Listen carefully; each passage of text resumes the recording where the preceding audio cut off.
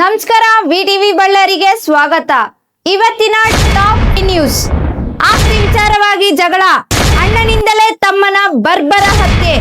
ಮಂಡ್ಯದಲ್ಲಿ ಆಸ್ತಿ ವಿಚಾರವಾಗಿ ಅಣ್ಣ ತಮ್ಮಂದಿರ ನಡುವೆ ಗಲಾಟೆ ನಡೆದು ಅಣ್ಣನಿಂದಲೇ ತಮ್ಮ ಹತ್ಯೆಯಾಗಿರುವ ಘೋರ ಘಟನೆ ಇಂದು ಮಂಡ್ಯ ಜಿಲ್ಲೆ ಮಾಯಪ್ಪನಹಳ್ಳಿ ಗ್ರಾಮದಲ್ಲಿ ನಡೆದಿದೆ.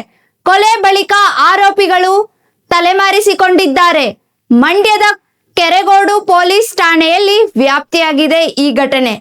ಬಳ್ಳಾರಿ ಪಾದಯಾತ್ರೆಗೆ ನನ್ನ ವೈಯಕ್ತಿಕ ವಿರೋಧ ಇಲ್ಲ, ಬಿಜೆಪಿ ರಾಜ್ಯಾಧ್ಯಕ್ಷ ಬಿವ.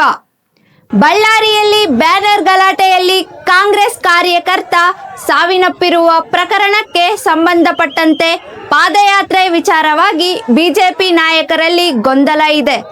ಈ ವಿಚಾರವಾಗಿ ಮಾಜಿ ಸಚಿವ ಬಿ ಶ್ರೀರಾಮುಲು ಹೇಳಿಕೆಯನ್ನು ನಾನು ಗಮನಿಸಿದ್ದೇನೆ. ಪಾದಯಾತ್ರೆಗೆ ನನ್ನ ವೈಯಕ್ತಿಕ ವಿರೋಧ ಇಲ್ಲ ಎಂದು ಬಿಜೆಪಿ ರಾಜ್ಯಾಧ್ಯಕ್ಷ ಬಿ.ವೈ. ವಿಜೇಂದ್ರ ಹೇಳಿಕೆ ನೀಡಿದರು. ಬಳ್ಳಾರಿಯಲ್ಲಿ ಹೆಚ್ಚಿನ ಲಾಭಾಂಶದ ಆಮಿಷ ಒಡ್ಡಿ 11 ಲಕ್ಷ ವಂಚನೆ.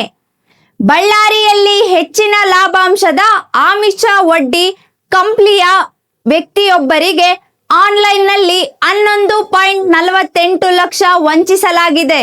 ಅಪರಿಚಿತನೊಬ್ಬ ಟೆಲಿಗ್ರಾಮ್ ಮೂಲಕ ಸಂದೇಶ ಕಳಿಸಿದ್ದ ಲಿಂಕ್ ಕ್ಲಿಕ್ ಮಾಡಿದಾಗ ಟೆಲಿಗ್ರಾಮ್ ಗ್ರೂಪ್ನಲ್ಲೊಂದು ಸೇರಿಸಲಾಗಿತ್ತು.